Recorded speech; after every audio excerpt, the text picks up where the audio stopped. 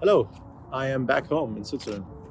I say back home because I actually spent a good 11 years living here, and it just so happened to be that those years I spent living here were the early years of my life. And when it's the early years of your life, a year or like whatever percentage of time that it is you spend in a place is a much bigger fraction of your total life. And because your brain is still developing, you form a much greater connection with places you've lived in for 10 years when you were a kid than place, especially if it's a positive experience, maybe not so much if it was a negative experience, than if you lived 5 years in a new location that you also really like.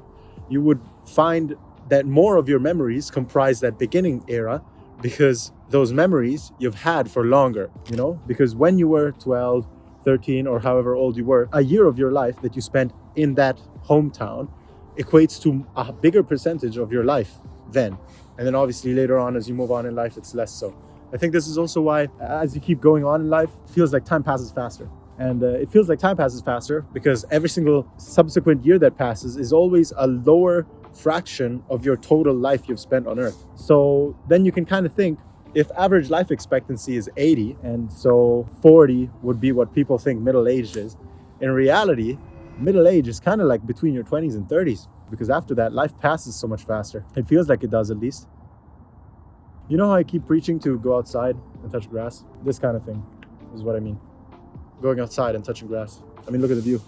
It's quite nice. Well, that is also Switzerland, so it's a little bit biased. It is extremely important that you go outside and touch some grass every once in a while. It is good for your mental health, slows down your hyperactive brain that is too used to extreme stimulation. Just being outside helps you lock in then when you are more stimulated. And if anything, this is a very good segue into, using your phone less, and then, listening to podcasts. And then the ultimate step would be meditation. And then right before that would be reading, right? Because reading is still kind of stimulating yourself.